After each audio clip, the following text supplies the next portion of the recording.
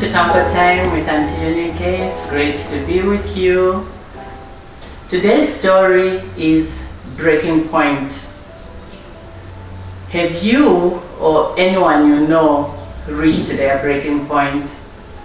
This is not a good place to be, but everybody has a breaking point. I'd like to share a story with you today that shows that everyone and anyone can reach that level when pushed enough. And I pray that none of us intentionally try to push others to that level. As always, I'm appealing to you to continue to subscribe, to like, to share. Sharing is caring, and to hit notification so that you don't miss out on any of the uploads. So the story I'm going to share with you today is a sad story. It's a story that I feel should not actually happen. When we have issues that we're dealing with, whether it's traumas, childhood, whether it's relationship, I think it's only fair that we have them dealt with and that we bring our best foot forward in any new relationship that we're in. So this story is about a friend of mine whom I tried, and I did try to help, but she was so determined to push and push until what she thought would never happen happened. So what happened was that this lady was a friend of mine through another friend who decided that she wanted a certain lifestyle. She wanted her children to go to certain schools. She wanted to live a certain lifestyle, and she wanted to be where the people that she considered, some of us, were found. So she wanted to be recognized in society. And some of these things, to be recognized, you don't need to fight for it. It just comes, it just flows if it was meant for you. And that's when I tried to explain that some of these things we are doing, they have consequences.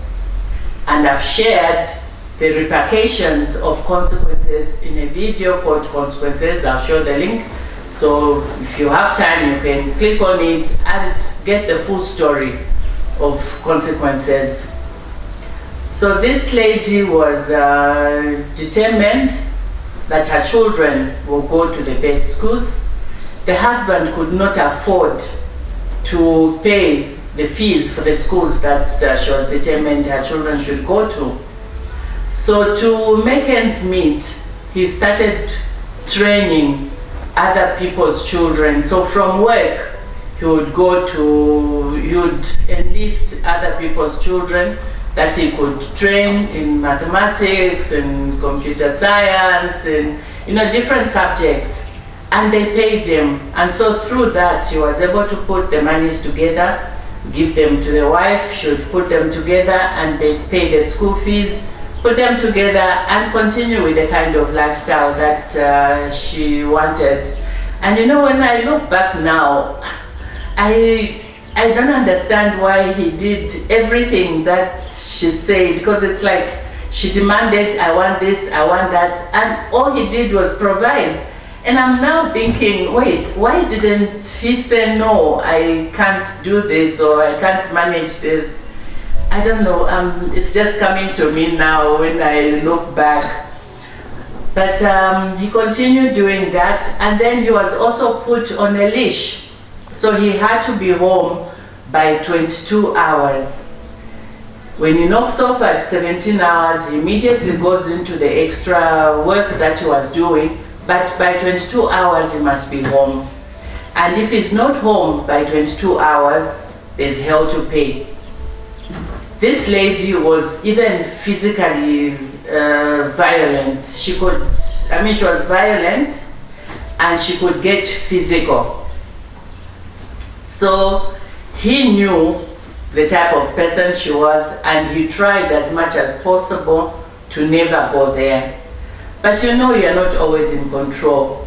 Sometimes there's issues of traffic, sometimes the children or the parents may want to interact after you finish teaching them, so you're really not in control, and it's possible that you may overshoot. But what used to happen is that if he does that, when he comes home, 22 hours, she gets the food and throws it into the trash. So when he comes, there will be no food. And then if he argues, there's a fight. And it can get physical, and I'm saying nothing was off limits. She could use pans, plates, knives, anything. And you know, the sad part was that this gentleman, sometimes he knew we were friends, he would come to talk to me and say, look, this is what your friend is doing, please, can you talk to her? I said, you have no idea how much I've tried to talk to this lady. I don't know what's wrong with her. And sometimes she'd just say, I'm going to torture him. It was like, you know, in a sick way, she got some joy from hurting him. And if you've watched the recent video that I did, Can Do No Wrong, that video, I'm talking about my brother, whom I loved so much. So seeing that man tortured like that, for me was painful. Because any man that I see is my brother. And the way I would hate for anybody to hurt my brother is the way I feel hurt when another man is hurt. But I don't know why she couldn't see that. So I tried talking, I tried asking, well, how would you feel if it was your brother who was being treated the way you're treating that man? And I tried telling her that, you know, everybody has a breaking point. This guy could break one day and anything is possible. And she was like, yeah, so what's his breaking point? What would he do? I said, well, he could leave you. And she would burst out laughing and say, leave who, me? Nah, where would he find a woman like me? I'm like, you know, beauty is a wasting asset. You can be beautiful now, but with age, the real beauty should be one that is from within. The beautiful soul, beautiful heart, beautiful spirit, but physical beauty is nothing. It's not something you should even be proud of. But if you're beautiful inside, then that's something that other people can enjoy. But she wouldn't get that. So one day he went to court, and they were married at the local court, and got papers for them to divorce.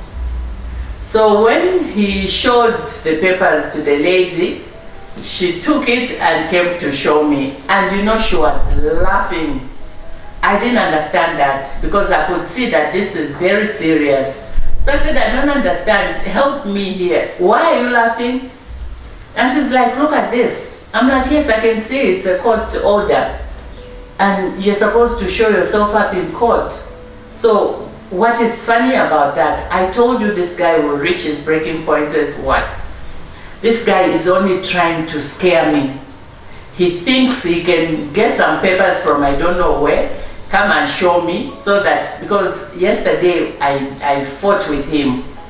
So now he's thinking if he gets these papers, then I'll get scared and I'll be kinder to him next time. But I'll sort him out, because what's going to happen now is, yes, I'll go to court and there will be no court case. I'm sure this court, in court they don't even have any of this record. So I'll go there just to prove to him that I understand what he's doing. And then now he'll pay for making me drive all the way there for nothing. I said, but you know, prepare yourself psychologically. It's possible. I mean, he could be serious, but she didn't believe that. So I said, oh, okay, I hope you're right, because to me, this looks like a very serious thing, and I think you need to take it serious. But she said no. So, okay, the next day she went to court. And when she went to court, she found that it was real. They called that number, the court case. They had the case, and the guy was called to stand as a witness to whatever he had claimed. You know, he was so broken, he was so angry, and he was not even shy to undress. He took off his shirt to show the scars on his body. He showed on the head how he had been stabbed, the scars on his head, on his back. And the judges was like, oh my God, you have really suffered. So they called the lady. Lady, can you please dispute? Is that you who did this, or is this guy lying about this issue? And of course, she couldn't defend herself. So on the spot, the guy was granted a divorce. They even shared the things that were supposed to go to either side, and she even got a restraining order. The judge felt that this woman can kill you. You even took long to come and report. So that's how that marriage was dissolved. That's how now she was so speechless. She was so breathless. She couldn't believe it. She couldn't believe that this was real and this had happened. So when she came to see me, she was so broken. I think for the first time, she looked at that man as a human being. So that happened, and the marriage finished, and she went, I think she went to stay with her mother or someone else, got the things that had been allocated to her, and that's how the marriage finished. And that's how I'm sharing this story, to say, please, let's be kind to each other. Let's treat each other the way we would like to be treated. Let's always remember that God loves us all, and we should love each other. This didn't need to go that way. If there was only a little bit of compassion, this was a good person willing to make this relationship work, but was not made halfway. So this is how the whole thing broke down. So the purpose of sharing this story is to show that we need to love each other. We need to feel for each other. In Matthew 7, verse 12, it is said that we should do unto others as we would like them to do unto us. If we follow that, we'll find that we're not going to be hurting each other. This marriage didn't need to end the way it did. It didn't need to be dissolved. But there was no give and take. There was just take all the time. And that is not right. That is not fair. So I'm asking all of us to always be compassionate, to always feel for each other, because it's only then that we can help others, uplift others, and encourage others. If we only look at ourselves and only look at what we want without seeing if the person we're demanding those things from can manage, then we're killing them. So none of us should intentionally go out there to kill others. We are supposed to be each other's keepers. I pray that this will make you reflect on the life that you are living, on the relationship that you have, and how you are handling it. I pray that this brings joy to those who are already joyful. And sadly, the end of this marriage brought something else, something special for that man. My friend went into a depression, but was able to get help later on. But the man found someone else later, of course, about a year, 2 years later, he found someone else with whom he had a healthy relationship. So sometimes, I was thinking as I watched him so joyful, so happy, I was thinking, after the hell he went through, now he's so happy. Maybe sometimes, you need to kiss a few frogs before you can find the queen or the prince. So having gone through so much hell also meant that now, when he met someone who was genuine, someone who was real, someone who was kind and compassionate, he really treasured her. He really appreciated, because he knew the other side of that kind of behavior.